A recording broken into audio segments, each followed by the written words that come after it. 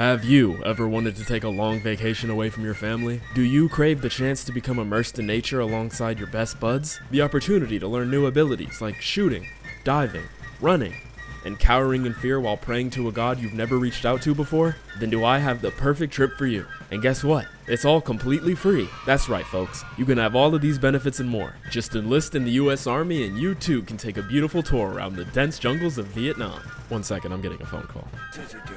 Oh, wait, it's over? The war ended 50 years ago? You said I'm dragging this bit out too long? I'm making a complete what of myself? The Vietnam War was both an extremely divisive and significant time period in US history. Lasting from 1954 to 1975, the Vietnam War took place in the aforementioned country of Vietnam, and pitted the southern Vietnam government alongside American troops against the forces of the North Vietnamese Army with their allies in the south, known as the Viet Cong. Now, for those unaware, there was this little thing called communism that the United States really hated, especially after World War II ended. So much so, that accusations of being a communist in this time frame could greatly impact your life, like losing your friends, job, facing criminal investigations, you know, typical stuff. So when other countries adopted communism, specifically Vietnam, America saw it fit to utilize their Cold War strats of containing it and making that nation an enemy that needed to be reformed. They used the concept of domino theory, popularized by President Truman in the 1940s, to justify their methods, believing that if one country fell to communism, then neighboring nations would eventually fall into it as well. And they couldn't let that happen. Now I could talk about the pointless and often super unethical American intervention in other countries throughout history, but that's not the focus of this video. Instead, I want to hone in on the reality of the Vietnam War and what life was like for the typical soldier in day-to-day activities.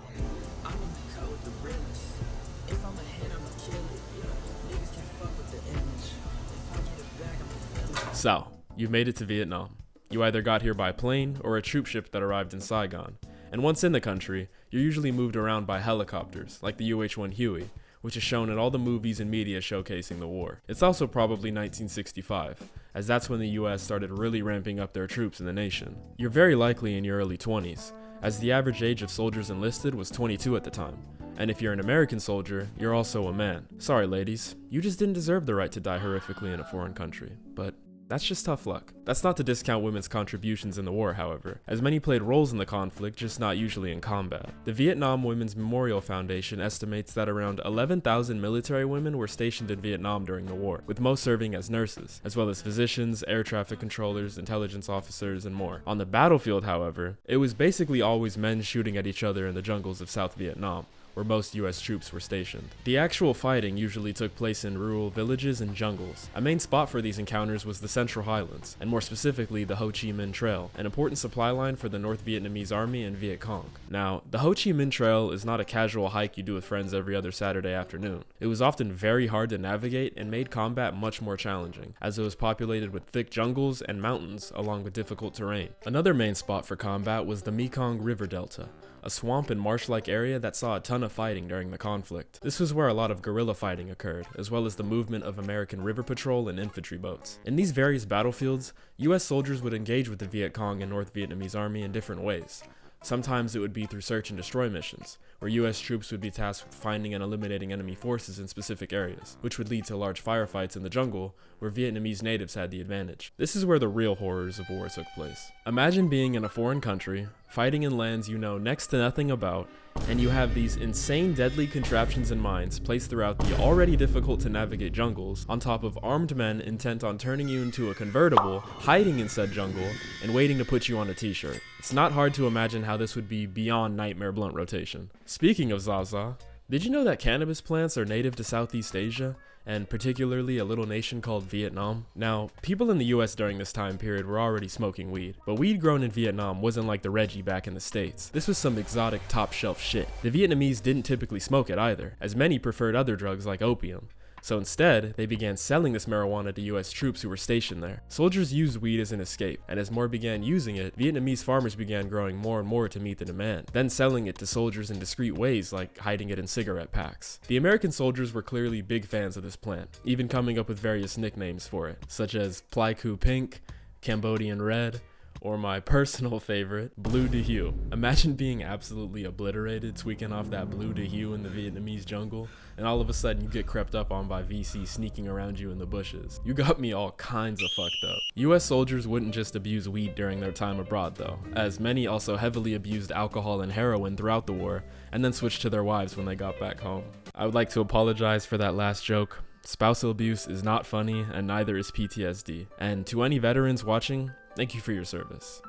But on the topic, why do we call these tank tops wife beaters? Like, no one protested that word usage? American soldiers universally carried similar kits, with uniforms and weapons supplied by the army. According to the Albany Institute of History and Art, the kit carried by troops usually included their government-issued uniform and boots, a boonie hat, and guns like the M16 assault rifle, the M14, or an M60 machine gun, along with some grenades. This is what most US soldiers were walking around the jungles with, and depending on your weapon, you were carrying a ton of weight on your back often, for hours at a time. But the US military also deployed tanks, APCs, and other vehicles in Vietnam during the conflict. If you got lucky, you could ride around in an M48 Patton or T-54 tank, or the M113 APC. Meanwhile, in the sky, you would typically ride around in the previously mentioned UH-1 Huey or the AH-1 Cobra attack helicopter. Imagine driving one of these bad boys while faded off some of that Plyco pink. The actual fights of the war were chaotic and intense, and events like the Battle of Ia Drong in 1965, the coordinated attacks on cities and military bases by the NVA and VC referred to as the Tet Offensive in 1968, along with the Siege of Khe Sanh also in 1968, showed just how brutal and deadly this war was, and the people back home were growing ever more upset at the US government for allowing all of this to happen. US public support for the war began to decline back in 1965, as the nation started to see just how high the casualties were becoming. By the end of the 60s,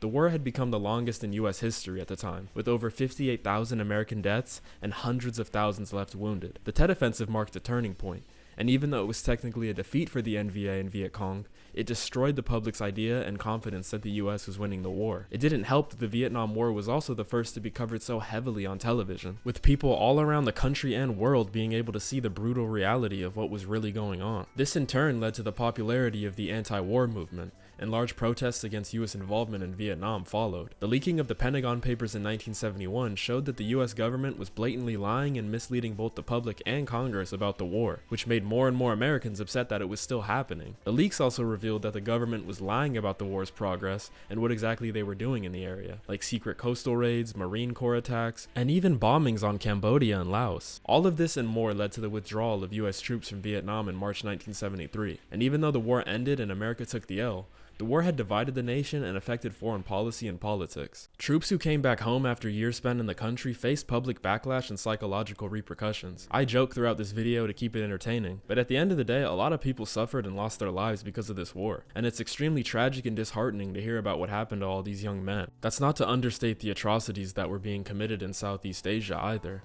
as American troops also did horrible shit in Vietnam and its neighboring countries, with many innocent lives being lost or negatively impacted because of a war that took place in their home country. Back in the US, there weren't large welcome home events like after World War II ended, as many in the States had already hated the very concept of this war and often placed the blame on the soldiers who were sent there, and many veterans felt alone and abandoned by their country.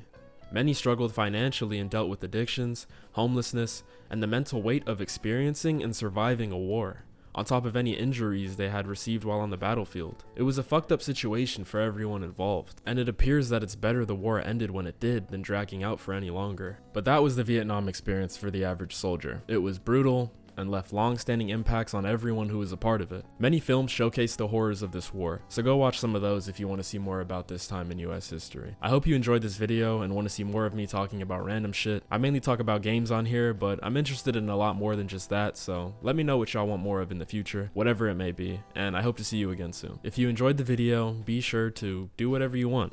I don't control you, but I do hope you enjoy the rest of your day or evening. Later, y'all.